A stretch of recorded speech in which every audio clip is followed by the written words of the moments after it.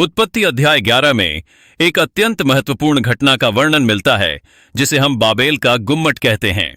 यह घटना मानव इतिहास में उस समय की है जब जल प्रलय के बाद नूह के वंशज पृथ्वी पर फैलने लगे थे।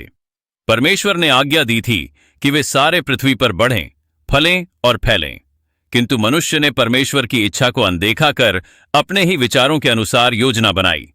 यही घमंड और अवज्ञा अंततः बाबेल की घटना का कारण बनी। मनुष्य एक स्थान पर इकट्ठा हुआ और उसने कहा, आओ हम अपने लिए एक नगर और एक गुम्मट बनाएं जिसकी चोटी स्वर्ग तक पहुंचे, ताकि हमारा नाम हो और हम पृथ्वी पर इधर उधर न बिखरें। इस कथन में मनुष्य का घमंड और स्वार्थपूर्ण इच्छा प्रकट होती है। वे अपने नाम को बड़ा करना चाहते थे, न कि परमेश्वर की महिमा को। मनुष्य का यह प्रयास एक प्रकार से आत्मनिर्भरता का प्रतीक था, जहां वे सोचते थे कि अपनी शक्ति और बुद्धि से वे सब कुछ कर सकते हैं।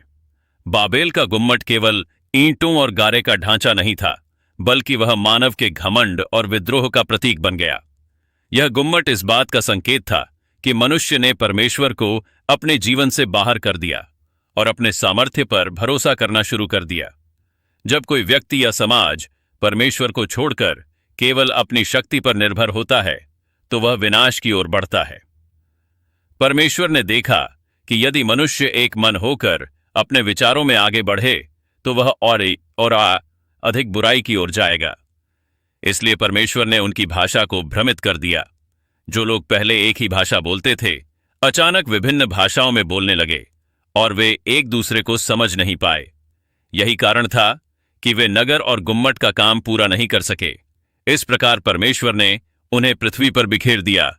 यह घटना हमें कई महत्वपूर्ण शिक्षाएं देती है। पहली शिक्षा यह है कि घमंड परमेश्वर की दृष्टि में पाप है। जब मनुष्य अपनी महिमा को ऊंचा करने लगता है, तब वह परमेश्वर की आज्ञा का उल्लंघन करता है। दूसरी शिक्षा यह है कि परमेश्वर का न्याय निश्चित है। चाहे मनुष्य कितनी भी योजनाएं क्यों न बना ले, अंततः परमेश्वर की इच्छा ही पूरी होती है। तीसरी शिक्षा यह है कि परमेश्वर चाहता है कि मनुष्य पृथ्वी पर फैलकर उसकी योजना को पूरा करे, न कि अपने अहंकार के कारण एक स्थान पर रहकर अपने नाम का बखान करे। बाबेल का गुम्मट यह भी दिखाता है कि भाषा और संस्कृति का विविधीकरण परमेश्वर की योजना का हिस्सा है।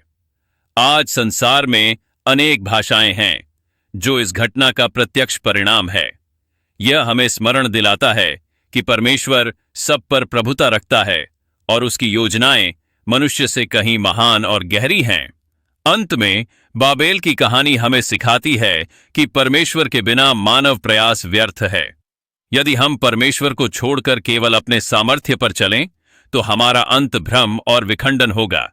लेकिन यदि हम परमेश्वर की इच्छा में चलते हैं, तो हमारी योजनाएं आशीषित होती हैं। इसलिए हमें घमंड से बचकर परमेश्वर के प्रति नम्र होना चाहिए और उसकी महिमा को प्राथमिकता देनी चाहिए। यही बाबेल के गुम्मट की मुख्य शिक्षा है।